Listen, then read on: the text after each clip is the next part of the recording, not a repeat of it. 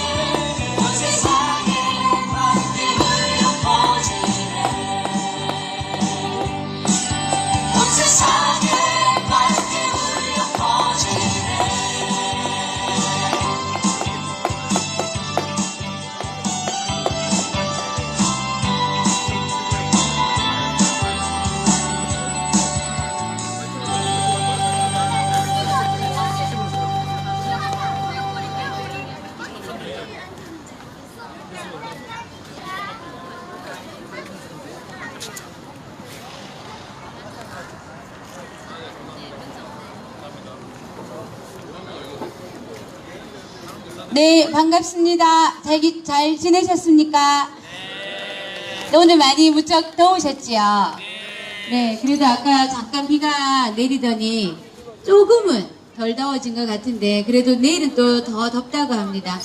아무튼 장마철에 다들 건강 유의하시고, 네, 자리에 앉아주시면, 지난 일요일에 이어서 오늘 제2차 사드 저지 정부행동 전 집행위원장이셨고, 현재는 민주노총 교육국장으로 열심히 교육활동하고 계시는 박성민님 모시고, 지난 시간에 이어서 한반도 정세와 사드 철의 투쟁의 당위성, 지속성 이런 부분들에 대해서 교육을 강연을 듣도록 하겠습니다. 그래서 조금 일찍 서둘러서 집회를 시작했습니다. 네.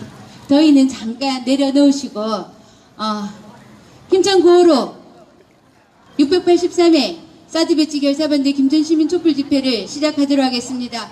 사드 가야 평화 온다! 사드 벗고 평화 심자! 평화에 살자! 네, 잠시 더우시겠지만 자리에서 일어나 주십시오. 학교에서 우리 농소 일연에 농활활동을 펼치러 온 우리 훌륭한 젊은 학생들이 많이 함께 하였습니다. 학생들 님을 위한 행진곡으로 우리 힘차게 집회 여는 모습을 함께 지켜봐 주셨으면 좋겠습니다. 네, 님을 위한 행진곡 힘차게 부르도록 하겠습니다. 투쟁!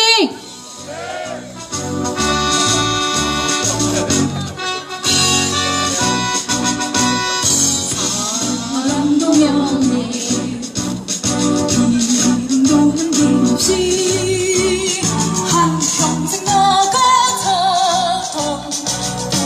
뜨거운 냄새, 뭉치는 담배로 깃발만 남겨 새 날이 올 때까지 흔들리지 말자. 세월은 흘러가도 상처는 안다. 깨어나서 외치는 뜨거운 함성. 앞서서 나가니 상자여 따르라. 앞서서 나가니 산자여 따르라. 김천시민 목숨 걸고 사드 배치 반대한다! 네, 모두 자리에 앉아주십시오. 더운 날씨에도 불구하고 율동맘들이 많이 나오셨습니다. 힘찬 박수로 여는 율동 보도록 하겠습니다.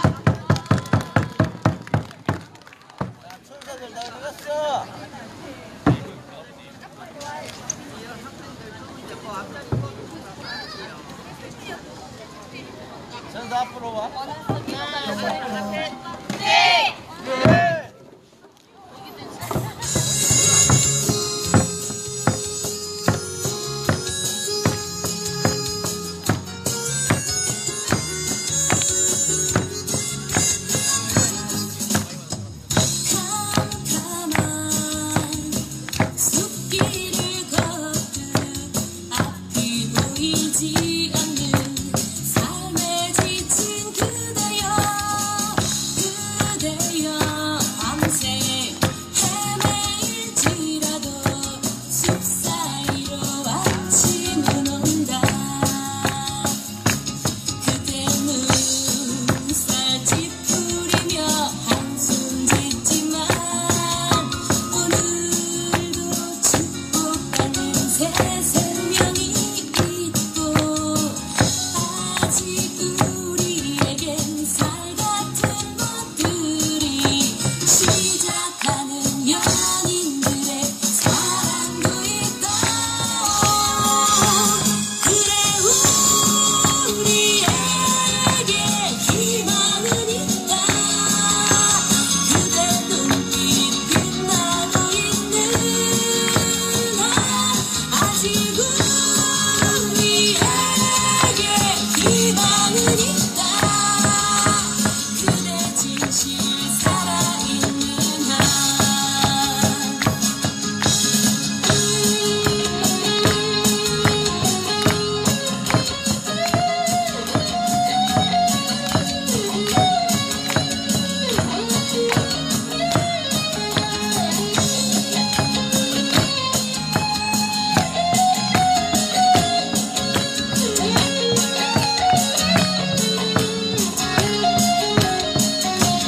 그대 눈살 찌푸리며 한숨 짓지만 오늘도 축복받는 새 생명이 있고 아직 우리에겐 살같은 것들이 시작하는 연인들의 사랑도 있다.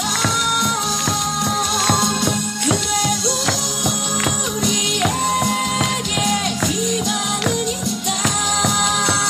그대 눈빛 빛나고 있는 한 아직 우리에게 희망은 있다.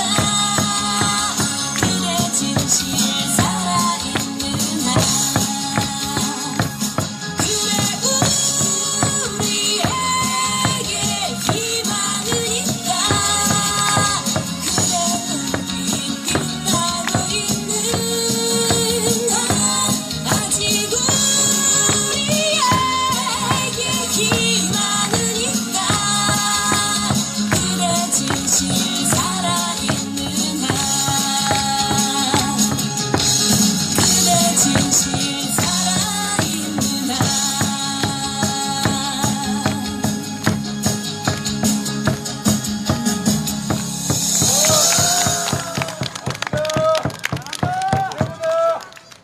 네, 율동을 하고 자리에 앉으면 땀이 비오듯이 합니다. 다시 한번 고맙고 감사하게 힘찬 박수 보내주시기 바랍니다. 네, 우리 여기 대학생들도 궁금하시죠?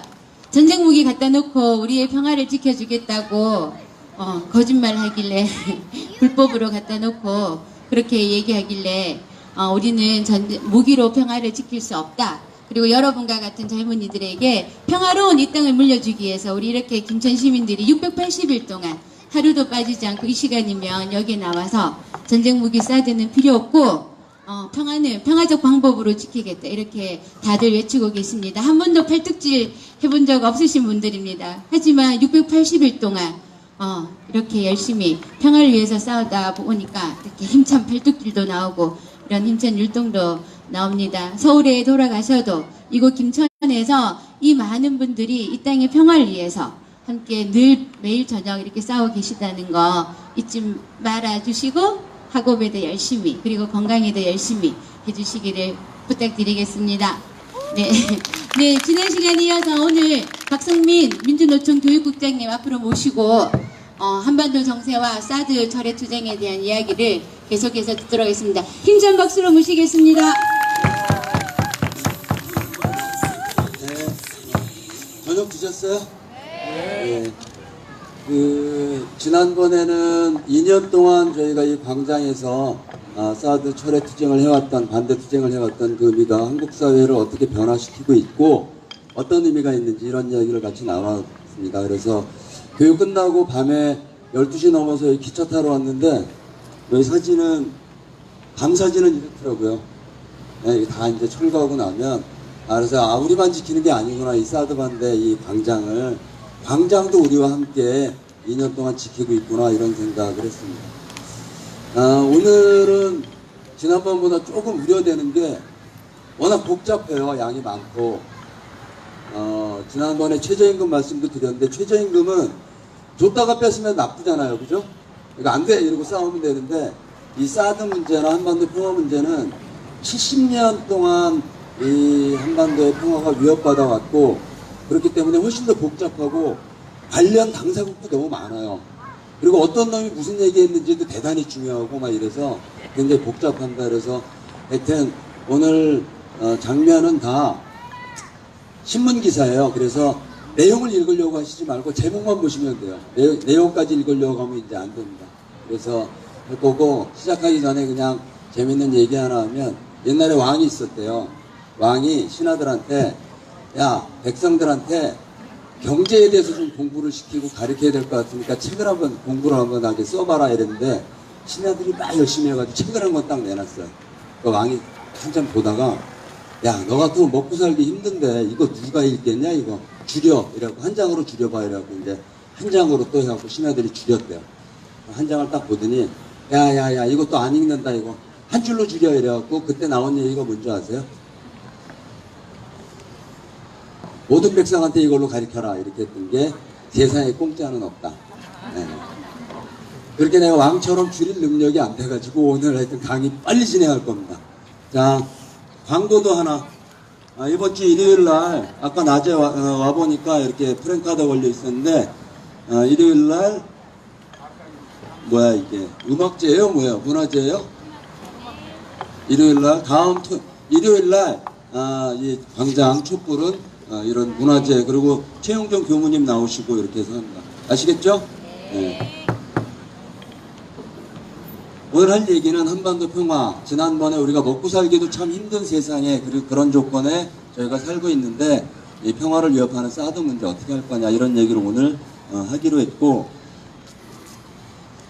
왕처럼 우리가 현재 오늘 하려고 하는 얘기를 확 줄일 수 있어요. 어떻게 줄일 수 있냐? 사드! 네, 이렇게 하면 돼요. 그냥 확 줄여져요. 아시겠죠? 네, 이런 얘기를 해볼 겁니다. 불법 사드를 내치했죠. 아시는 대로 작년 4월 26일 날 대선을 12일 앞두고 박근혜 정부가, 그리고 이미 탄핵돼서 구속되어 있는 조건에서 황교안 체제에서 사드를 배치했습니다. 들어갈 때 국민을 우롱하는 미군들, 우리가 격앙하게 만들었던, 그리고 원불교는 바로 이 사드 배치하자마자 광화문에서 단식기도 무기한 들어가시기도 했었죠. 결국 황교안 체제가 박근혜 구속돼 있고 탄핵돼 있는 이런 조건에서 대선 전에 사드 배치를 이제 알받게 한 거죠. 거기서 끝난 게 아니고 9월 7일 새벽에 촛불 정부로 자임했던 문재인 정부에서도 사드 배치를 추가 임시 배치라고 해서 강행했습니다. 온몸으로 사실은 맞고 싸웠죠. 18시간, 상황실은 그때 28시간 싸웠어요. 그 전날서부터 잠 못 자고. 그래서 그때 우리가 했던 게, 이게 정말 촛불 정부 맞냐, 이럴 수 있는 거냐 우리한테. 그래서 문재인 정부마저 사드가 이 땅의 평화를 위협한다고 하는 이 절박한 국민의 요구를 이렇게 무시하고 사드 배치할 수 있는 거냐, 이런 분노와 항의를 할 수밖에 없었습니다. 사드는 그래서 어떤 신문은 돌아올 수 없는 강 건넜다 이렇게까지 표현했는데, 돌아갈 수 있는 거죠? 네. 돌려보내야죠? 네. 오늘 그런 얘기를 해볼 겁니다. 지난번에 화면이 이상해서 지난번에 봤던, 광장 지켜왔던 우리 싸움 다시 한번 그냥 보려고 합니다. 율동맘, 그 다음에 김천엔 율동천사도 있다. 그리고 청소년도 있고, 그리고 이 집회를, 이 광장을 2년 동안 집회가 가능하도록 지켰던 운영팀도 있었고요. 바위같이 이 광장을 지키는 우리 어머님들 계시고, 어머님들은 어디 이렇게 드러나게도 안 하셔요, 그죠? 누가 알아주지도 않는데 늘 이 자리에 늘 계시는 우리 어머님들 계십니다. 그리고 원불교 지난주 일요일날 485일, 지금 3일 지났으니까 488일인가요 오늘? 김선명 교부님. 그리고 소성리 우리 할머니들, 어머님들, 그리고 연대자들, 이런 힘으로 사실은 한반도 전체 이런 정상회담 국면에서 평화, 분단을 뛰어넘고 이제 평화와 통일로 나가야 되는 이런 시점을 맞고 있는 거죠. 사드 얘기를 아니할 수가 없어서 사드 배치 관련돼서 지난 2년 동안을 만화로 한번 만들었어요. 한번 보실래요? 자, 만화로. 사드 배치는 맨 처음에 6월 4일날, 2014년 6월 4일날 주한미군 사령관이 6월 3일날 한국의 사드 배치 검토하겠다, 이게 이제 발표한 게 처음입니다. 이때는 다 모르셨죠? 사드 관심도 우리 그때 사실은 없었고, 그래서 그때 김관진이 국방장관이었는데 주한미군이 사드 배치하는 거 나 반대하지 않는다, 이게 이제 국방장관 첫 어딘이었어요. 최근에 보니까 얘들도 다 포함돼서 조사 대상이 된 기무사가 촛불 정국에서 박근혜 탄핵이 기각되면 계엄령 하려고 했던 거 드러났죠. 네. 이 사드 배치한 이 적폐 포함해가지고 야도 이번에 보니까 3월 달에 보고받고 뭉갰어요. 이번에 싹 날려버릴까요? 이거 날려야 안 돼요? 안보와 그 다음에 사람들의 이런 불안감을 무기로 해서 사실은 장사하고 있는, 그리고 이 기득권을 유지하려고 했던 아주 못된 놈들이죠. 형통사가 이 2014년 사드 배치 결정 듣자마자 6월 달부터 1인 시위 들어갔어요. 6월 20일부터 국방부 항의 시위 들어가고, 그 다음에 9월 달부터 전국으로 이제 확대하기 시작했습니다. 얘는 누구예요? 네, 유승민이 4월 1일 날 2015년 4월 1일 날 그때 당시로는 새누리당이었나요? 새누리당 아니다, 신한국당인가? 새누리당 원내대표 할 때 사드 배치 필요한 거 당내 결정한 거를 했고, 이 박근혜는 사드가 뭔지도 모르고 일단 질렀어요. 그래서 이제 평통사가 그때부터 전국 이제 사드 반대 1인 시위, 제일 사드 반대에서 먼저 시작한대요. 그래서 전국에서 사드 안 된다, 이 땅의 평화 위협한다, 이런 게 있습니다. 그리고 이 사드는 전국을 드수셨습니다. 그죠? 다 찔렀어요. 14군데. 칠곡서부터 이 가까운 칠곡, 원주, 분산, 하여튼 온갖 군데를 다 사드 배치려고 하다가 모든 이 안도파리 하는 국회의원들이 어떻게 했어요? 사드 배치 찬성하는데 우리 동네는 안 돼, 이렇게 했어요. 그죠? 네? 유승민도. 그래서 이게 어디로 결정됐죠? 성주로 결정됐어요. 성주 결정하고 성주에서 분노하고 이게 뭐 하는 짓이냐 이러니까 박근혜 그때 뭐 했냐면 몽골로 튀었어요.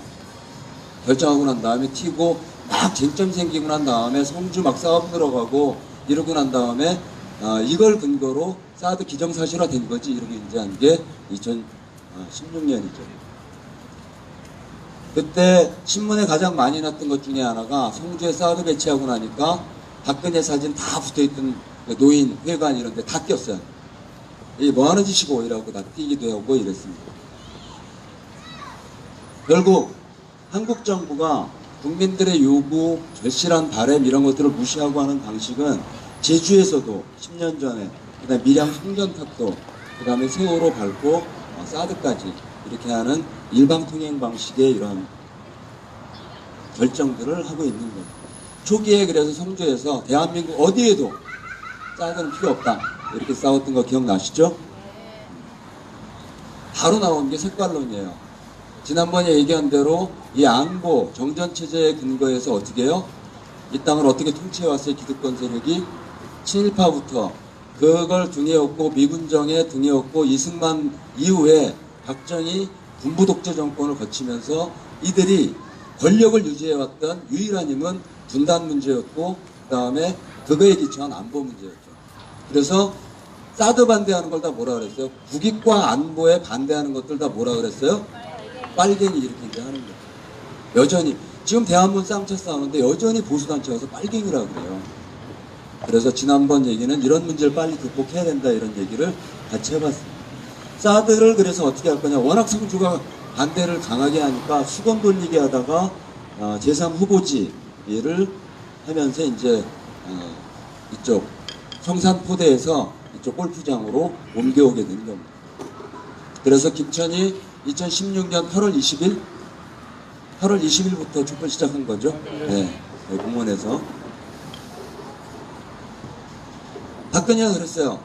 사드는 우리나라 안보와 국민들의 생명을 보호하기 위해서 배치하려고 하는데 이거 말고 있으면 답 내놔라 그랬는데 우리가 다 답해줬어요. 어떻게?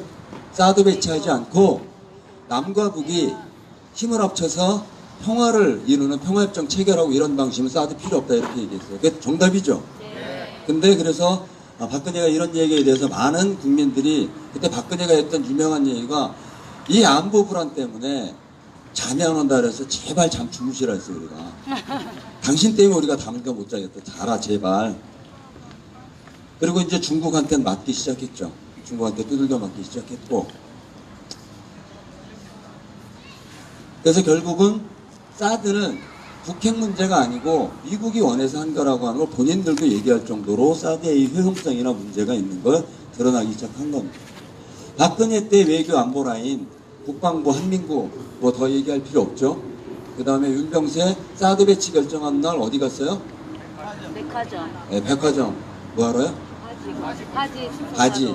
여러분 객관적으로는 바지로 돼 있는데 그런 설도 있어요. 바지는 그냥 누가 가서 수선해 오면 되는데 저기 누구야? 얘가 가발을 하고 있거든요.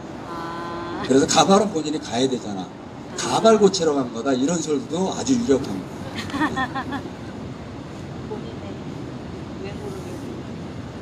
무책임하죠 이 정치권이. 그래서 결정은 결국 결정 먼저 하고 그 다음에 어디다 하지? 성능은 괜찮은 거야? 필요한 거야? 거꾸로 했다고 하는 이런 만평까지 나올 정도였어요. 사드는데 여기에 평화가 있고 안보가 있다? 거짓말이죠. 결국은 좋은 시절 다 갔어요. 박근혜 구속되고 탄핵되고 이러면서 사드도 팔아먹고 안보로 장사하고 그 다음에 지지율 유지하던 아베 다 이제 좋은 시절 다 갔다 이런 이제 만평들도 있었습니다. 박근혜 탄핵되고 난 다음에 사드 배치도 강행하고 한일 간에 사드를 통해서 획득되는 정보를 확인하려고 하는 한일 간의 군사협정도 체결하고 이랬죠. 결국 민중들의 이 철저한 평화에 대한 요구를 짓밟은 게 지난 시기 정권이면 문재인 정부에 와서는 우리의 요구대로 이게 어떻게 됐어야 돼요? 당장 철거는 아니어도 사드 철회를 위한, 철거를 위한 구체적인 작업에 들어갔어야 되는데 지금 1년 지나는 동안 사실은 성주에도 한번, 김천에도 한번 오지 않았습니다. 그리고 이 얘기를 귀담아 듣는 것 같지 않아요. 그래서 우리가 사실은 이 정권이 국민들의 지지도 높고 잘한다고 이야기하지만 사드 문제만큼 우리가 용서하기 어려운 지점들이 생겨 있는 거죠. 게다가 이제 북이 미사일도 쏘고 북핵 실험도 하고 이런 문제들이 사실은 사드 반대 싸움에 또 한편으로는 대단히 어려움으로도 존재했던 게 지난 시기에 작년에 정세이기도 했습니다. 결국 미국이 만들고 미국이 배치하고 미국이 운영하는 이 사드는 누구를 위한 거? 미국을 위한 거죠.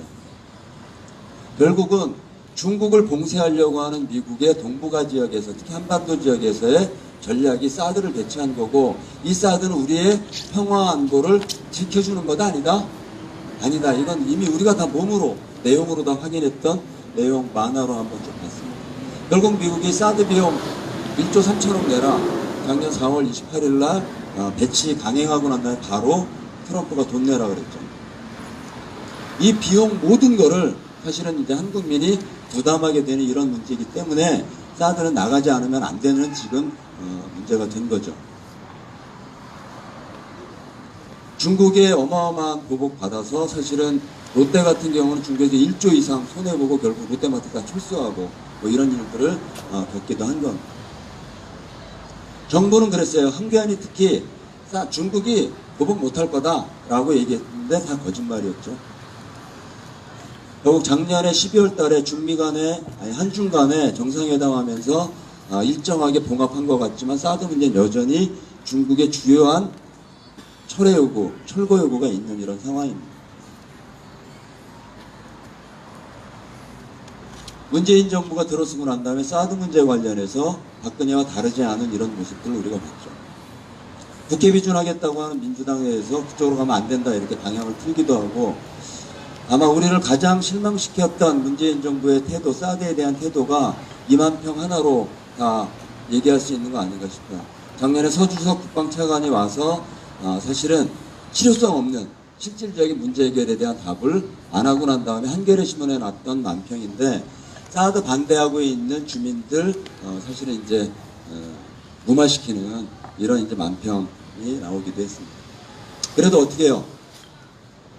사드 미국으로 보내기 위해서 우리가 2년 광장을 지킨 것처럼 이렇게 뚜벅뚜벅 가야죠.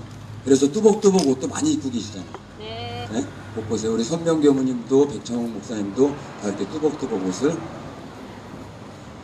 결국 문재인 대통령이 사드 배치를 임시 배치라고 주장하고 이야기했는데 국민과 생명 안전을 지키기 위한 최선의 조치였다라고 하는데, 이거는 대통령 이름 바꾸면 박근혜가 한 얘기랑 똑같아요.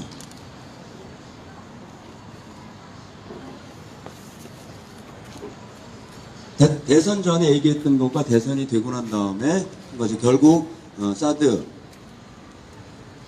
임시 배치라고 하는 구실, 그 다음에 2개 대륙간 탄도미사일 발사를 계기로 해서 임시 배치를 결정하고 작전한 거죠.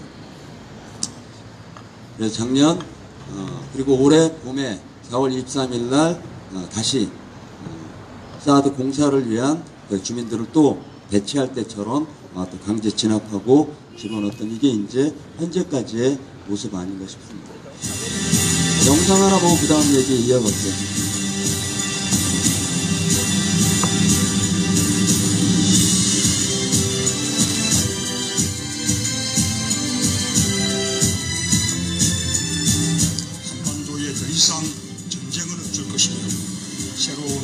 평화의 시대가 열리고 있음을 함께 선언하였습니다.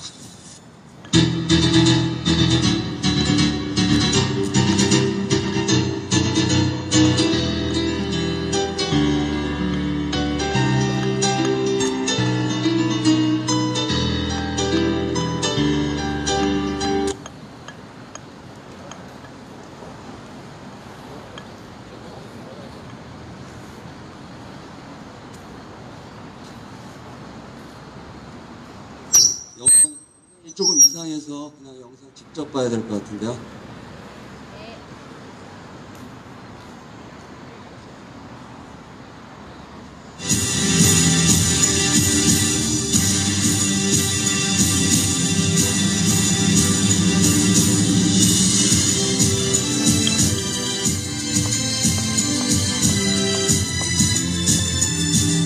한반도에 더 이상 전쟁은 없을 것이며 새로운 평화의 시대가 열리고 있음을 함께 선언하였습니다.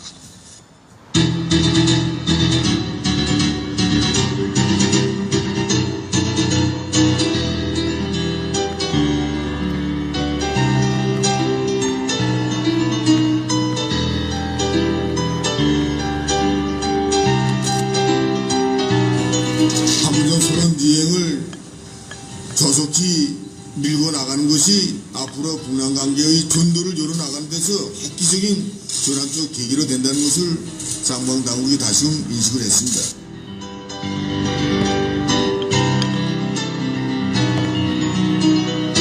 여기까지 오는 길은 그리 쉬운 길은 아니고 이 발목을 잡는 그 과거가 있고 또 우리 때 누군가가 말했더니 우리 때는 모든 가지고 있었던 우리 모든 것을 이겨내고 이 자리까지 왔습니다. 중대한 변화를 보게 될 것입니다.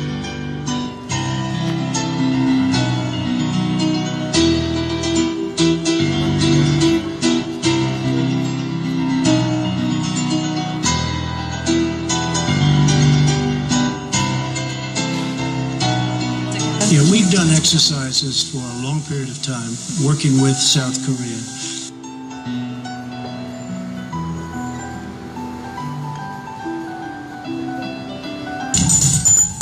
미북 회담에서 종전선언이 이루어지는 것은 결단코 반대합니다.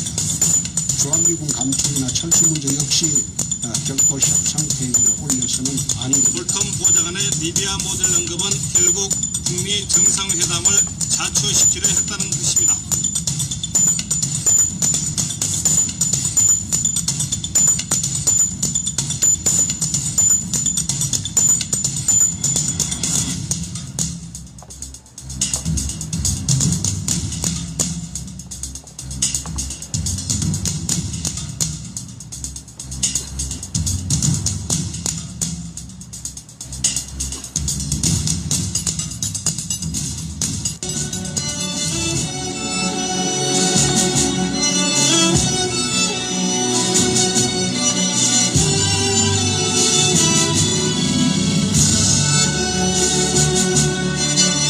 비핵화와 항구적 평화, 민족 공동 번영과 통일의 길로 향하는 흔들리지 않는 이정표를 우리는 주도적으로 우리 민족의 운명을 결정해 나가되 이제 우리는 결코 뒤돌아가지 않을 것입니다.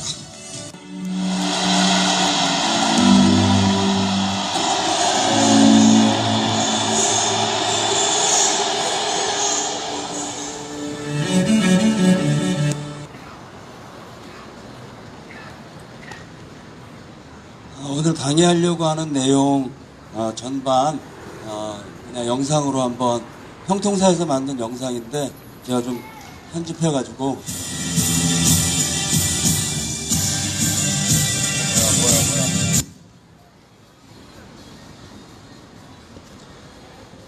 사드 문제가 어느 날 갑자기 한국에 배치된 게 아니고요. 한반도는 구조적인 이런 평화를 위협하는 악순환 구조를 갖고 있습니다. 분단이라고 하는 체계와 정전 체계가 그것을 한국 북미 간에 지난 70년 동안 적대해왔고, 그래서 북은 생존하려고 미국에 대항하려고 미사일도 핵도 개발하게 된 거고, 그렇게 되니까 북을 억압하고 미국이 가장 껄끄럽게 생각하는 중국을 포위하기 위해서 사드 배치하고, 그걸 위해서 한미일 간의 군사적인 동맹 가지고 미국을 억압하려고 하는데, 한일 간의 가장 큰 걸림돌이 되는 게 외교적으로 무슨 문제예요? 위안부죠. 박근혜 때 2015년 12월 28일 날 굴욕합의하면서 위안부 문제 치운 거예요.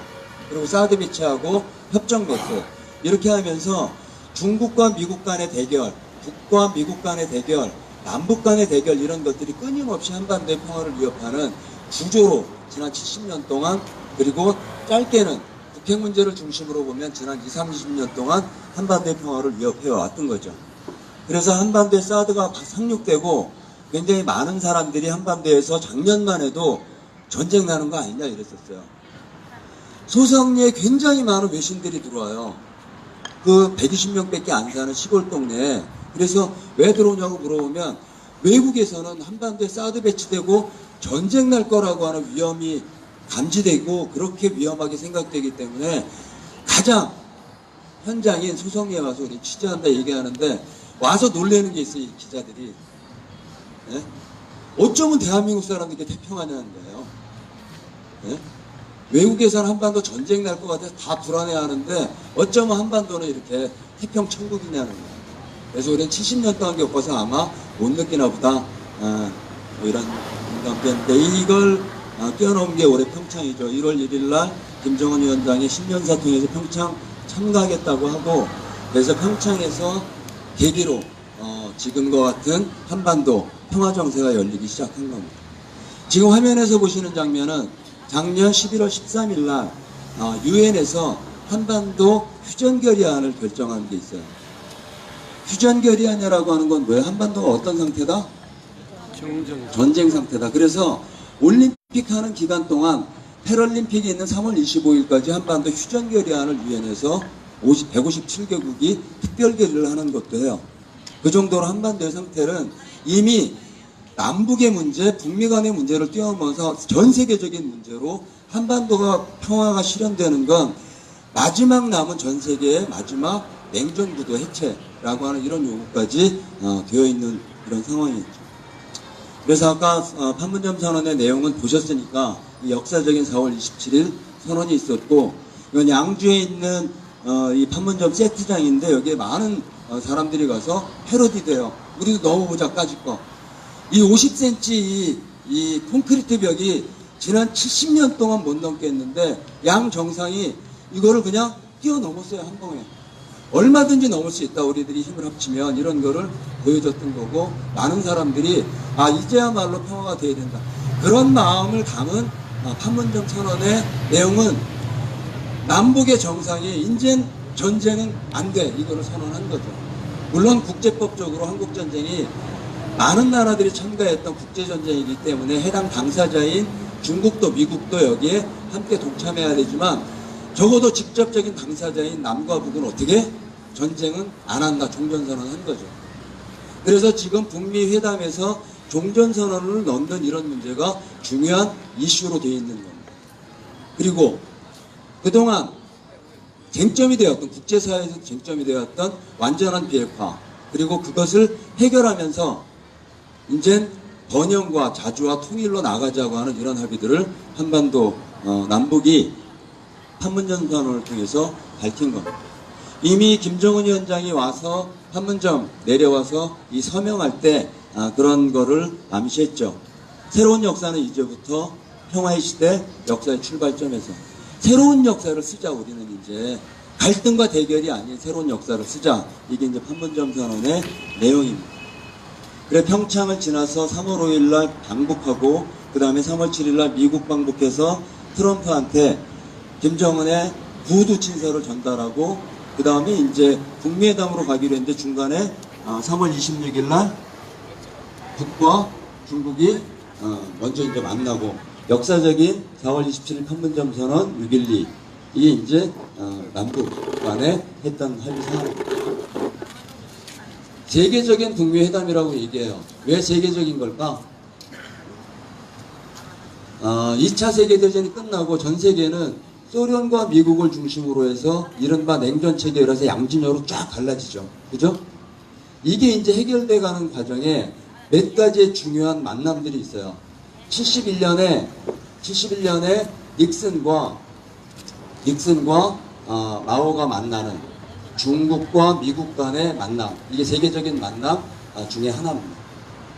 85년에 소련과 그 다음에 미국의 레이언이 만났던 이 미소 간의 만남. 이런 것들을 통해서 사실은 전 세계에 2차 세계대전이 끝나고 난 다음에 냉전이 해체되는 이런 과정들을 쭉 겪게 되는데 그리고 난 다음에 생각해 보세요. 대한민국은 남쪽은 소련하고 수교했죠. 중국하고 수교했죠. 작년이 수교 25년이었는데 중국하고 이렇게 수교를 했는데 그러면 거꾸로 북도 어디랑 수교를 했어야 돼요? 일본하고 수교하고 미국하고 수교하면서 이 냉전 체제가 허물어졌어야 되는데 유독 한반도에서만큼은 이 냉전이 허물어지지 않았기 때문에 6월 12일 날 김정은과 트럼프가 만나는 이 만남이 세계의 마지막 냉전의 섬으로 남아있는 이 한반도 동북아의 평화를 해결하는 세계적인 만남 이렇게들 표현한 겁니다. 그래서 만나기로 합의를 하고 12일 날 만난다 그랬어요. 그 전에 이제 5월 9일 날 5월 8일 날 중국 시진핑 또 본 거죠. 북으로서는 난 뒤에 중국도 있어 뭐 이런 게 필요했을 거고 그래서 5월 9일 날 폼페이오 미국 국무장관과 김정은이 만나서 이젠 이런 갈등 적북 관계를 해소하자 이렇게까지 이제 돼서 다들 북미회담이 아주 잘 될 거다 이렇게 이제 생각을 했어요. 근데 이제 이 코스염이 하얀 이 볼턴이 나타나고 이러면서 북의 모든 걸 다 내려라 이렇게 이제 강요하기 시작한 거죠. 우리가 다 언론 보도를 통해서 본 것처럼. 그래서 북에 있는 모든 핵시설 다 어디? 미국의 처음에 핵 개발하고 이랬던 오크리지로 다 옮겨라. 이런 요구까지 막 하게 된 거예요. 그리고 난 다음에 CVID 신문에 이제 많이 나오는 건데 뭐까지 요구했냐 하면 북에 있는 핵과학자들이 2,000명 가까이 된다고 하는데 다 이주시켜라 다른 나라로. 이거 완전히 주권을 침해하는 요구죠. 이렇게까지 되니까 북이 어떻게 해요? 얘네가 전순국처럼 이렇게 하는 태도 수용할 수 없다. 이렇게까지 이제 나온 거죠. 그래서 북미회담이 죽었어요. 중간에 한 번. 그래서 풍계리 핵실험장도 발파했는데 트럼프가 걷어쳤죠. 그래서 이게 신문에 나온 게 트럼프가 북미회담 안 한다 이렇게 이제 얘기하면서 이게 얼만큼 지난 70년 동안 북미 간의 대결이 그리고 이 핵을 둘러싼 문제 해결이 어려운지를 보여주는 상징적인 사건이기도 했던 겁니다. 그러다가 갑자기 또 한디야. 네? 바로 한다 그랬잖아요. 그죠? 김계관 편지를 보고. 그래 전 세계에서 트럼프가 세계 가지고 노냐? 이런 이제 비난도 사실 있었던 거예요. 그리고 결국은 이때 문재인 대통령이 그때 미국 방문했을 때인데 방문하고 난 다음에 21분 정상회담하고 저 그때 어떤 생각 들었냐 하면 정말 이 약속은 기회다 이거는. 이때 1박 4일로 갔어요. 비행기 타고 왔다 갔다 하면서. 근데 트럼프 21분 만나고 왔어요. 그리고 트럼프가 혼자 36분 기자회견하고 그리고 끝나고 난 다음에 북미 정상회담 안 해. 이래버린 거죠. 정말 이게 우리나라 약속이구나 이런 이제 많은 생각이 어떻든 있었습니다. 아무튼 그리고 난 다음에 이제 다시 합의를 했어요. 딱 이거 나오자마자 아까 본 대로 홍준표 봐봐라 이제 이러고 했다가 바로 이제 다시 합의를 한 거예요. 이 과정이 이제 2차 정상회담 있었던 거 기억나시죠? 북하고 만나고 이 북미회담을 다시 살리기 위한 노력을 문재인 대통령도 하고 북과 미국 사이에서도 진행을 한 거죠. 그래서 제가 소성리에서도 그때 말씀드렸는데 독일이 분단되고 난 다음에 통일될 때까지 독일과 서독이 동독과 서독 정상이 7번 만났어요. 통일될 때까지. 근데 우리나라도 그러면 한 7번 만나야 안 되겠습니까? 근데 문재인 돼서 벌써 2번 만났잖아요. 한 달에 한 번씩. 그리고 이제 가을에도 또 볼 거 아니야. 내년쯤 통일되지 않을까? 한 7번 만나고. 네? 이런 롤러코스터를 타게 돼 있는 거예요. 북미 관계가. 근데 앞으로도 계속 그럴 거냐? 지금은 6.12 정상회담이 나왔기 때문에 이렇게까지 가긴 쉽지 않을 거다. 이런 얘기 뒤에 잠깐 다시 드리도록 하겠습니다. 결국 최대 쟁점은 뭐예요? 북이 갖고 있는 핵을 어떻게 완전히 포기시킬 거냐라고 하는 미국의 요구. 그 다음에 북으로서는 그래 내가 그동안 이 나라와 이 주권을 지키기 위해서 해왔던 이 핵을 내려놓는데 그러면 뭘 줄 건데? 아까 처음 말씀드렸죠. 세상에 공짜는 없다. 그 북도 뭘 받아야 되잖아요. 어떤 걸 받아야 돼요?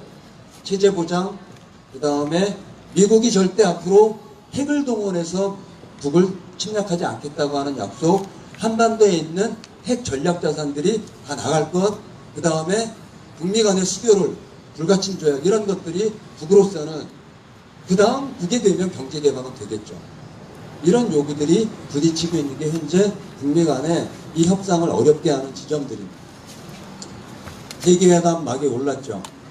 그래서 이 잘 그린 만평 중에 하나인데 이게 인천일보 건데 북과 미국이 만나는데 어떻든 문재인 정부가 문재인 대통령이 일정한 역할을 하고 있는 그래서 새로운 새 세상을 여는 이런 천지창조를 하고 있다는 걸 의미하는 잘 그린 만평이라고 생각합니다.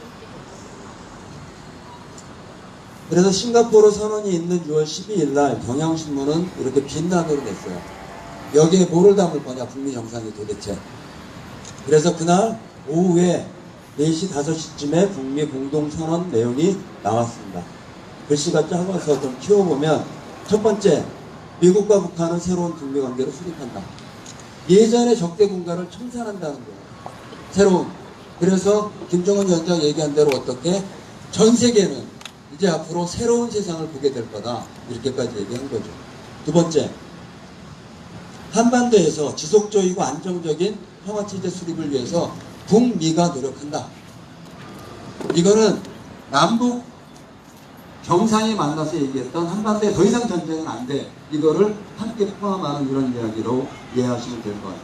그 다음에 남북 정상회담의 판문점 선언에서 확인한 한반도 완전한 비핵화를 위한 조치에 나설 걸 약속한다. 그래서 여기에 CVID가 안 들어갔다고 해서 이 선언이 내용이 있는 거냐 없는 거냐 이렇게 말이 많았던 거예요. 완전 검증하고 불가역적인 비핵화가 이제 CVID인데 영어는 잘 모르겠고 해석하면 그렇게 돼요. 근데 여기에서 불가역적, 되돌릴 수 없는 이거와 관련된 쟁점이 좀 있는 겁니다. 좀 어렵죠? 네? 좀 어렵죠? 어려운 건 패스. 그래서 CVID가 안 들어갔다 이거 여기에. 그래서 완전한 비핵화라고 하는 표현으로 것을 담고 있다. 이런 걸로 이제 트럼프가 나중에 좀 설명하고 이렇게 한 거죠. 그 다음에 마지막에 유해 송환. 왜 갑자기 유해 송환이지? 한국전쟁 때 실종되거나 죽었던 코로나, 그 다음에 부상자, 사상자에 대한 유해 송환. 이게 이제 들어간 건 아무래도 미국에서 반대하고 있는 여론을 잠재우거나 설득하기 위한 이런 것을 이제 하게 아닐까. 실제로 베트남하고 미국하고 전쟁했죠. 그래서 베트남하고 미국하고 또 적대 국가였는데 95년에 베트남과 미국이 수교했어요. 그 전에 어떤 일이 있었냐면 93년에 베트남 정부가 베트남 전쟁 때 사망했던 미군의 유해를 돌려주기로 하고 93년부터 유해 송환을 시작했습니다. 베트남 정부가 헌신적으로 했어요. 그래서 94년에 미국이 지금 북에 대한 제재를 한 것처럼 베트남한테 제재했던 걸 94년에 풀어요. 그렇게 하고 95년에 베트남하고 미국이 수교를 합니다. 그래서 이 4번 이 미군 유해 평환도 그런 정책의 의미와 이런 것들을 담고 있는 겁니다. 자, 이 해설 관련한 건 다 넘어갈게요. 네, 지금 해설 앞에 말씀드린 걸로 말씀드린 거기 때문에 넘어가도록 하겠습니다. 크게 4가지의 합의, 그 다음에 이후에 계속 만나자 이런 것까지를 합의한 게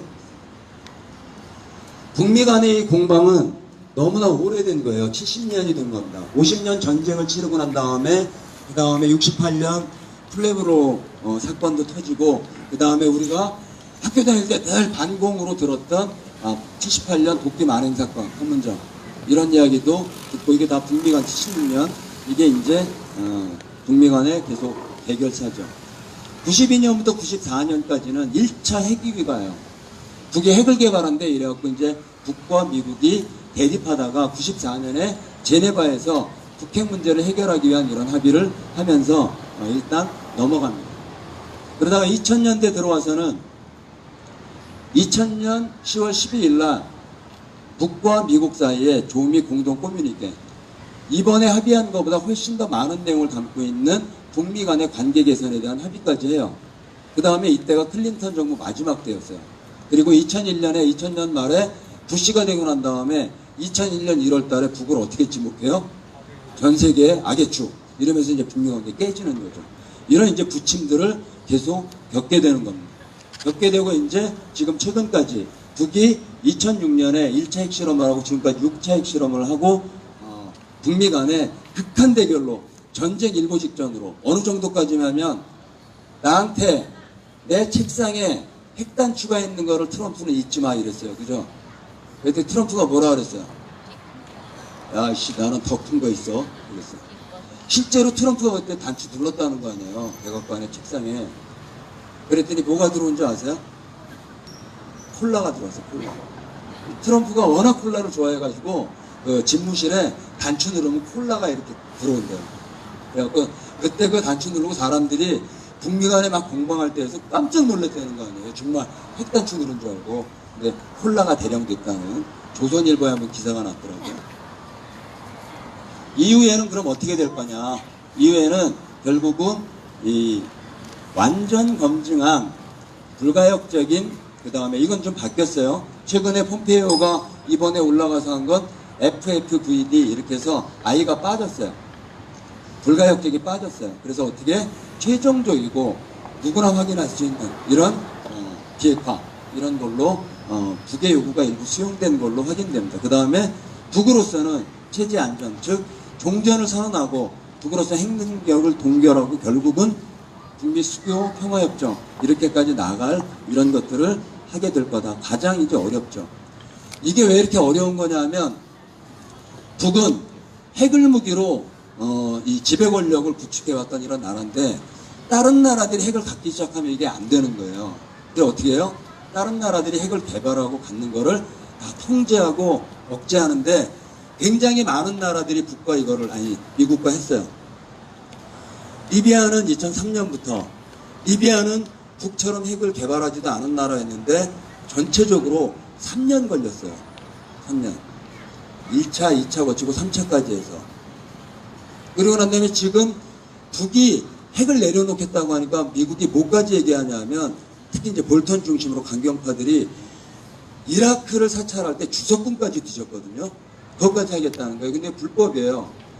핵을 사찰하는 거를 합의하면, 비핵화 관련해서 핵 사찰을 합의하면 합의한 것만 해야 돼요. 그거를 뛰어넘는 걸 자꾸 하겠다고 하니까 북으로서는 받아들일 수 없는 거죠. 지금 IAEA라고 하는 핵사찰 기구에서 이 핵을 사찰하는 요원이 300명인데 이라크 같은 경우 80명 들어가서 핵사찰을 했는데 일부 전문가들은 IAEA 300명이 북에 다 들어가도 안 된다는 거예요. 왜냐하면 북의 핵은 이라크나 남아공이나 리비아 같은 이런 나라들의 핵과 수준이 달라요. 거기는 막 개발하는 준비였다고 한다면 북은 완성된 거예요. 미국 정보당국이 CIA는 북의 핵공기가 20개에서 30개 있을 거예요. 그래요. 국방부는 50개에서 60개 있을 거예요. 어느 게 맞아? 근데 북이 예를 들면 우리가 핵무기 10개 있어 이러면 다 거짓말이 되잖아요. 그럼 이게 합의가 돼야 안 돼요. 싱가포르 선언을 했음에도 불구하고 그 다음 진척이 안 되게 돼 있는 거죠. 그래서 싱가포르 선언의 가장 핵심이 뭐냐 하면 상호 신뢰예요. 믿을 수밖에 없는 거예요. 미국 스스로 정리해야 돼. CIA가 20개라고 얘기하는 게 맞는지 국방부가 50개라고 얘기하는 게 맞는지를 지들이 교통정리해서 얘네 한 30개 있는 것 같은데 그게 있으면 그거 확인해서 폐기하자. 이런데 북이 우리는 갖고 있는 게 개발된 게 20개밖에 없어. 이거는 다 우리가 내놓을게. 이렇게 하는 걸 믿는 수밖에 없는 거예요. 지금. 이걸 어떻게 사찰할 거예요? 불가능한 거예요. 현실에서. 따라서 북미 간의 앞으로의 대화는 어떻게 가게 되어 있는 거냐면 싱가포르 선언에서 확인한 대로 북과 미국이 상호 신뢰의 기초에서 비핵화 문제를 단계적으로 동시적으로 할 수밖에 없는 겁니다. 이거를 이번에 폼페이오도 같이 확인해 준 거예요. 왜? 리비아도 이라크도 핵 개발이 완전히 되지 않는 나라도 3년 4년씩 걸렸어요. 그래서 캐리라고 하는 핵물리학자는 그리고 트럼프 스스로도 기자회견하면서 15년 걸릴 거다 북한은. 그 중에 20%만 돼도 이거는 믿을 수밖에 없는 거 아니냐 이렇게까지 얘기한 거거든요. 그렇기 때문에 오래 걸릴 수밖에 없는 단계를 거칠 수밖에 없는 거고 이 단계마다 북은 양보할 거를 지금 내놓잖아요. 풍계리 파괴했지. 그 다음에 이번에 핵미사일장 다 폐쇄하려고 준비 다 했다가 미국이 아무도 준비를 안 해서 이번에 잘 안 된 거예요. 이렇게 단계로 하면서 일정하게 북의 체제나 그 다음에 제재나 이런 것들을 푸는 이게 이제 동시에 진행되지 않으면 이 비핵화는 성공하기 어려운 겁니다. 그리고 이런 거를 포기하지 않고 양국이 지금 하고 있는 거예요. 6월 12일 날 싱가포르 선언의 기초에서 지금 이제 하고 있는 겁니다. 그게 최근에 나오는 얘기들이에요. 지난 50년대부터 있었던 한반도를 둘러싼 이 평화를 위협해왔던 이런 핵 문제를 어떻게 해결할 거냐 이런 문제입니다. 지금 시간 얼마 안 남았죠? 53분? 한 10여 분 정도 더 해도 돼요? 원래 9시에 딱 끝내야 되는데 안 돼요? 버스 안 와요. 제가 다 알아요. 10여 분 빨리 진행하도록. 그동안 이렇게 쟁점이 된 북이 핵을 갖게 된 동기는 뭘까? 미국 정부 스스로도 의회에서 통과된 북은 미국이 전쟁을 통해서 북을 아예 없애려고 하니까 이거에 맞서서 핵을 개발하고 생존하기 위해서 그 두려움 때문에 만들 수밖에 없었다. 이게 미국 정부의 입장이에요. 그래서 6번 동안 북이 핵실험을 했죠. 그러면 북은 이 핵에 대해서 어떤 입장을 갖고 있었을까? 두 가지 입장을 다 갖고 있었어요. 우리는 절대 끝까지 핵 포기 안 해. 이런 입장도 2013년 이후에 여러 번 표현했고 핵 무력을 강화하는 과정에서도 2014년 같은 경우는 한반도 비핵화 우리 할 거야. 이런 입장도 발표하고 2015년 같은 성명에는 앞으로는 우리는 전쟁을 통한 평화도 추구할 수 있다. 이렇게 심각한 얘기까지 하는데 그 성명 같은데 우리는 적대 정책 포기하면 평화협정 체결할 거야. 이런 얘기도 해요. 평화운동을 하는 우리로서는 무엇을 중심으로 볼 거냐의 문제였고 저는 오른쪽을 중심으로 봤어요. 북 스스로가 핵을 보유한 거 한반도 비핵화를 위해서 평화를 위해서 보유한 거라고 하는 이 얘기를 믿어야 된다. 저는 이렇게 생각을 하는 거고 결과적으로 지금 북은 그런 입장으로 현재 북미회담을 이끌어가고 있는 거죠. 2016년 7월 북한 정부 가장 높은 이런 성명이 나온 게 한반도 비핵화하는데 5가지 조건이 있다. 첫 번째, 미국의 핵무기 공개해라. 핵무기 기지 철폐하고 핵으로 공격하지 않는다고 약속해라. 핵 공격 중단하고 불사용. 그 다음에 주한미군 철수가 그동안 북미 사이의 가장 큰 쟁점이에요. 북미 간에 대결하는데 미국이 미군 나가! 이러면 회담이 안 됐어요. 지난 70년 동안. 54년 이래로 이게 안 됐는데 2016년에 나간다고만 얘기하면 얘기해 볼 수 있겠다. 우리 이렇게까지 양보한 거예요. 그러니까 낮아진 거죠. 요구가. 그래서 대춘형 대사는 한반도는 너무 좁아서 핵무기 같은 대량 살상무기 필요 없다. 우리는 할 수 없이 선택한 거고 전쟁은 절대 안 된다. 대사가 자기가 말을 만들어서 하지 않아요. 본국의 훈령을 받아서 하는 겁니다. 이게 이미 작년에 이런 대화의 조짐들이 있었다고 하는 거고, 핵이 전쟁을 억제한다는 주장은 오류예요. 일본조차도 45년 핵무기를 2방 맞을 때 핵 때문에 항복한 게 아니에요. 그때 당시의 기록을 보면 나가사키, 히로시마 8월 6일, 8월 9일 나가사키에 핵폭탄이 떨어져서 일본이 화들짝 놀라서 항복한 게 아닙니다. 8월 9일 날 아침 10시에 당시에 일본 전쟁의 최고 지도부 6명, 육군 참모총장, 육군대장, 해군 참모총장, 해군대장, 총리, 외무대신 6명이 항복을 선언하려고 회의를 8월 9일 날 아침에 소집했는데, 그 이유는 8월 8일 날 소련이 참전하는 게 항복할 수밖에 없는 것에 근거였어요. 그래서 핵이 전쟁을 막을 수 있다. 이거는 오류예요. 이미 NPT 체계라고 하는 핵 확산 금지 조약에 2015년 5년마다 발표하는데, 노르웨이 정부가 핵 억제를 성공한 사례는 없다. 지구상의 인류 역사에서 이렇게 발표한 바가 있습니다. 핵무력 실패 사례는 대표적으로 핵을 많이 가지면 우리가 이겨 저 나라를, 이렇게 얘기하면 소련이 미국을 이겼어야죠. 왜냐하면 소련이 미국보다 핵무기가 훨씬 더 많았거든요. 근데 결국 소련이 패망했잖아요. 그래서 적어도 우리가 평화 얘기할 때 우리 원전도 반대하는데 핵을 이고 평화를 얘기한다고 하는 건 말이 안 된다. 이건 북이 이런 입장에서 지금 하고 있는 거 아니냐. 그래서 한반도 비핵화 왜 동시에 해야 되냐? 아까 말씀드린 대로 북과 미국의 이해관계가 서로 관철되려면 함께 해야 되고, 어떻게 해요? 하나씩 단계적으로 할 수밖에 없는, 그래서 한반도 비핵화, 평화협정 이런 논의가 같이 진행되면서 한반도의 평화체제를 만들기 위한 이런 노력들을 해가야 되는 이런 과정입니다. 얼마 전에 나왔던 핵무기 금지 조약, 작년에 7월 달에 유엔에서 통과한 건데, 이거에도 남북이 다 가입하고 이런 것들을 해야 된다고 생각해요. 역사적인 장면이에요. 성조기와 북의 인공기가 같은 장면에서 양 정상을 배경으로 하고 양 정상이 이제 북미가 종전을 끝내고 평화의 시대를 열겠다고 하는 이런 사진, 미국 언론 보도 장면입니다. 왜 이 어려운 거를 할까? 전략적으로는 미국은 북미 간의 관계를 개선하면서도 동북아의 패권 유지한다고 하는 이런 것들을 어떻게 추구할 건지, 그 다음에 트럼프로서는 정치적으로 이번 11월 달 중간선거, 2020년의 대선, 재선까지 지금 노리고 있는 거죠. 그래서 어떻게 해요? 이번에 트럼프가 2년 6개월 얘기를 그래서 한 거야. 2020년 말까지. 그리고 북은 체제 보장, 그 다음에 개혁 개방으로 제대로 된 이런 경제 성장을 추구하는 것과 그걸 위해서 빨리 실현하자, 이런 얘기들을 하고 있는 거죠. 이번 갔다 왔는데 폼페이오 안 만났다, 김정은 완전 팽당했다, 막 이렇게 이제 언론들이 오늘 아침 보도예요. 오늘 신문 보도예요. 3주간 같더라고요. 그래서 어저께 신문만 해도 야, 이래서 이번에 폼페이오 간데 역풍이다, 이제 한미훈련 재개하는 거 아니야 이랬는데, 어제 발표해가지고 오늘 을지훈련, 한미군사훈련 안 하게 됐어요. 그러니까 이게 언론을 이렇게 좀 주목해서 끈기 있게 봐야 돼요. 뭔 얘기하는지도 계속. 이번에 이제 만났을 때 북이 얘기한 건 뭐예요? 우리는 준비 다 했다는, 미군 발굴, 그다음 한반도 비핵화와 관련된 프로세스 체계 다 준비했는데 미국은 아무것도 안 갖고 와서 비핵화만 요구했다는 거예요. 강도 아니냐 니들.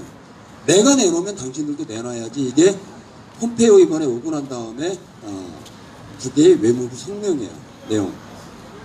그러고 나서 이제 깨지는 거 아니냐 그랬는데, 어저께 신문은 북은 준비를 했는데 미국이 아무것도 준비 안 했고, 종전선언은 이미 트럼프하고도 합의한 건데 이 요구도 외면하고 협상이 잘 될 리가 없죠. 그럼에도 불구하고 이제 두 개의 워킹그룹 만들기로 하고 이후에 오늘 아침 신문 보면 트럼프도 김정은이 서명한 거 지킬 거로만 난 믿는다. 폼페이오도 김정은 위원장이 비핵화 약속 더 강하게 했다. 이런 것들이 오늘 신문 보도로 났기 때문에 이후에 아까 말씀드렸던 북의 비핵화 문제, 체제 보장 문제를 가진 끊임없는 이제 논의들이 유해 송환과 더불어서 앞으로 논의될 거다. 이런 거. 결국 이 사드는 이 한복판에 있는 이 사드는 중국과 이 북미회담 문제가 해결되면 사드는 나가게 돼 있어요. 시기가 좀 문제일 뿐인데 결국 중국과 미국이 최근에 무역전쟁도 하고 있고 여기에 한국이 그리고 여기에 비핵화 핵 문제에도 다 연동돼 있어요. 미중 간의 무역전쟁에는 결국 미국이 사드 배치한 건 중국을 포기하기 위해서 중국의 이런 물리력을 억제하려고 사드를 배치한 거죠. 한반도에만 배치한 게 아니라 미국으로 날아오는 모든 미사일을 막겠다고 지금 전 세계에 사드 배치를 하고 있는 게 미국입니다. 그래서 중국에서 미사일을 쏘게 돼서 미국으로 날아가게 되는 이 사드를 한국에 배치한 레이더로 사전에 탐지해서 중간에 요격하겠다. 그래서 중국의 이런 억지력을 막겠다는 게 미국의 사드 배치 이유죠. 요 중국 쪽에 있는 동북 지역에 있는 요 점들은 뭐냐면 다 미국을 향한 대륙간 탄도미사일 기지예요. 여기서 발사되는 미사일들을 한국 소성리에 배치된 사드 레이더로 탐지하겠다 이런 겁니다. 그러니까 당장 어떻게 해요? 중국도 그러면 성국 타격한다 우리. 배치는 미국이 했는데 이 피해는 우리가 보게 돼 있는 거예요 이게. 그래서 사드는 나가지 않으면 안 되는 거고 결국 이런 대치를 끝내지 않으면 안 된다고 하는 겁니다. 그래서 미국 요구는 여전히 사드 관련해서는 분명한 입장을 내고 있지 않아요. 작년엔 돈 내라 이렇게까지 이제 얘기했던 거고 그 다음에 올해 6월 달에 이번에 이제 미 대사로 온 사람이 뭐라고 얘기했냐면 북핵 위협이 없어지면 사드 이거 처리할 수 있는 거 아니야 이런 얘기를 최초로 했어요. 이런 얘기가 그래서 공식 북미 간의 테이블 중미 간의 테이블에 올라가진 않지만 물밑에서 얘기되고 있다고 하는 게 감지되는 거죠. 중국은 작년에 문재인 만났을 때 사드 당당히 처리하라고 사실은 협박했어요. 그래서 작년 한중 회담 때 사드 문제가 해결되지 않은 게 이제 확인된 거고 주역에는 한반도 평화 문제를 이제 합의를 했는데 얼마 전에 중국에서 비핵화가 잘 안 되고 이 문제 해결이 안 되면 중국이 사드 반드시 다시 제기할 거다 이런 기사들이 바로 마치도록 하겠습니다. 마지막 얘기만 하고 이제 마무리할 건데요. 이번에 북미회담을 통해서 확인된 건 아까 말씀드린 대로 북이 이번 북미대담 하면서 요구한 게 있어요. 전략자산 철수, 핵 전략자산 훈련 중지, 북미 수교하고 주한미군 철수 요구도 빠지고 평화협정 체결 요구가 있는데 그러면 이 핵 전략자산이 뭐냐? 사드가 미국에서 운영하는 핵 전략자산이에요. 북미회담을 통해서 핵 전략자산을 빼라고 하는 이 회담의 전제 조건이 실현된다고 하는 건 사드가 핵 전략자산으로 나가야 되는 걸 의미하죠. 따라서 북핵위협 없어졌죠. 없어지잖아요. 그리고 북미 간의 회담을 통해서 한반도에 더 이상 핵 전략자산을 두지 않고 더 위협하지 말라고 하는 이런 것들이 회담의 결과로까지 반영이 된다고 하면 사드는 핵 전략자산이기 때문에 어떻게 돼요? 나가야죠. 그 운명이에요. 다만 이것이 당장 내일 모레 이렇게 이제 되지 않기 때문에 어려운 거죠. 오늘 오후에 소성리에서 할머니들 집회했던 내용입니다. 원래는 사드 뽑자. 미국 사드 미국으로. 미국 사드 미국으로. 평화는 이 땅으로. 평화는 이 땅으로. 사드 뽑고 오래 살자. 사드 뽑고 오래 살자. 네, 마지막 말씀드리고 우리가 바라는 세상은 너무 분명하잖아요. 우리가 일한 만큼 제대로 대접받고 지난 첫 말씀드린 것처럼 노동이 존중받고 노동자가 그런 대우를 받는 세상. 우린 다 노동자잖아요. 일하는. 그리고 우리가 살고 있는 이 땅이 더 이상 분단, 전쟁의 위협이 아닌 평화 통일 세상. 그리고 여기에 걸림돌이 되어 있는 사드는 이미 배치를 전제로 해서 불법으로 강행했던 사드 배치의 기본 전제는 야들이 주장한 건 북핵 위협이었는데 북핵 위협이 사라졌죠. 사라지죠. 그럼 사드 나갈 운명이죠. 거기에 냉전 체제를 이제 끝내고 새로운 새 시대를 연다고 하는 북미 간의 합의, 그 내용의 핵심 중에 한반도에 더 이상은 전쟁은 안 돼요. 핵을 동원한 어떤 위협도 안 된다고 하는 평화협정까지를 체결하는 이 과정이 되면 사드는 있을래야 있을 수 없는, 더 이상 여기에 발붙일 수 없는, 그래서 우리가 많이 얘기하는 대로 할머니들 요구대로 더 이상 고철되기 전에 빨리 빼라 이거. 그걸 위해서 우리는 이 싸움을 하고 있는 거고, 한편으로 우리가 이 싸움을 일선에서 이렇게 광장을 지키고 싸우기 때문에 얘는 나갈 수밖에 없는 거예요. 그리고 이런 요구가 객관화돼야 됩니다. 그래서 김천 소성리 현장을 잘 지키고 이 지킴을 통해서 희망을 세우고 이 역사 그리고 평화의 새로운 세상을 만드는 그 가장 중심에 소성리가, 그리고 이 인연을 지켜왔던 평화광장의 우리 김천 시민 어머님들, 김천맘, 우리 율동 천사들이 반드시 이런 새로운 역사를 다 같이 써나갔으면 좋겠습니다. 수고하셨습니다.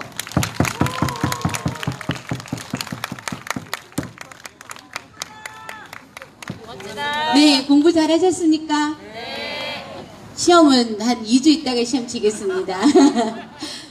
꼭 복습하고 오십시오. 아무튼 우리가 이렇게 엄한 평화를 위해서 하고 있습니다.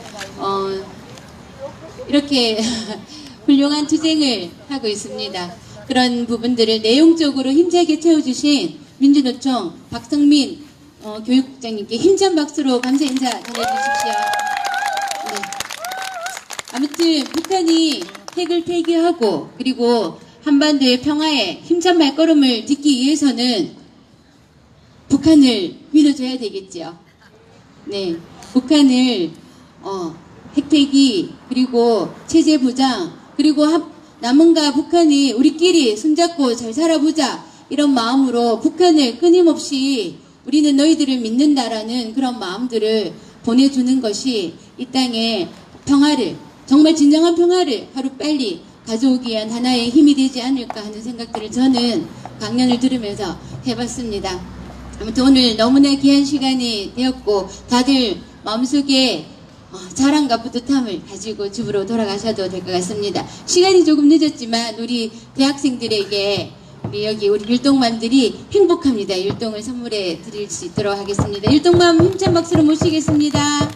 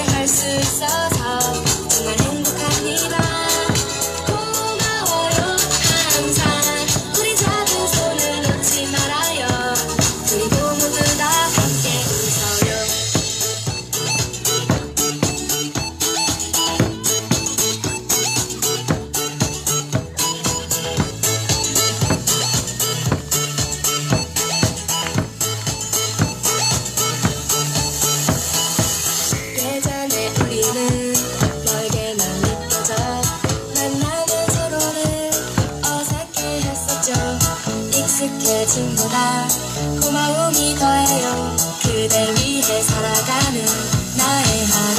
종소리가 내 귀에 들려요. 이런 설레이는 내 맘을 알아요. 사랑해요 그대. 우리가 함께 할 수 있어서 정말 행복합니다. 고마워요 항상. 우리 잡은 손을 놓지 말아요. 그리고 모두 다 함께 웃어요.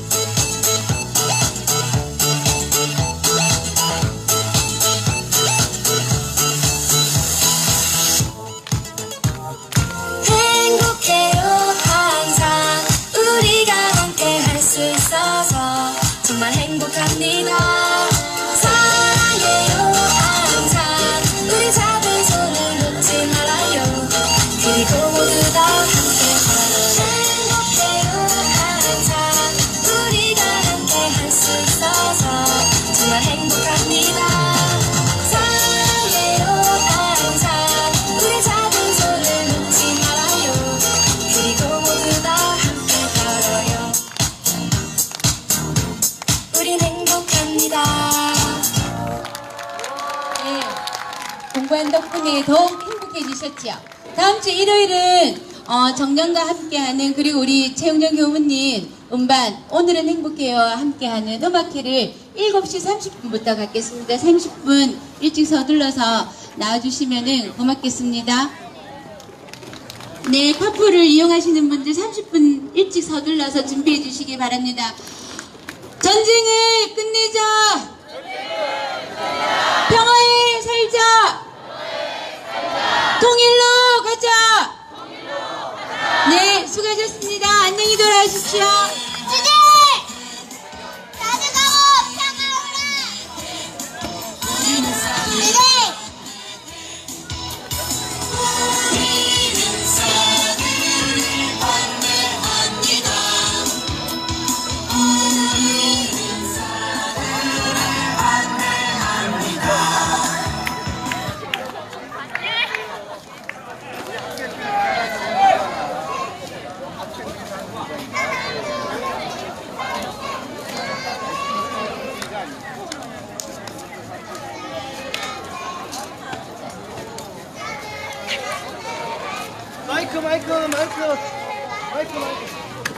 우리는 따뜻을 만세. 따뜻을 만세. 따뜻을 만세. 여기 카드 지갑 흘리신 분, 여기 그 까만색 주머니입니다. 까만색 주머니. 카드가 많이 들은 것 같은데요. 카드 주머니 흘리신 분, 카드 주머니, 까만색 카드 주머니.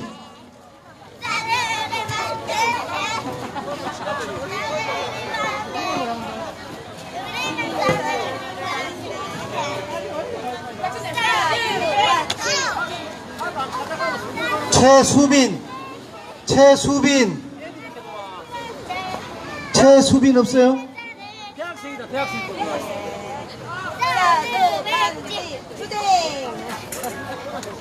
잘했어. 다 찍었어. 잘했어.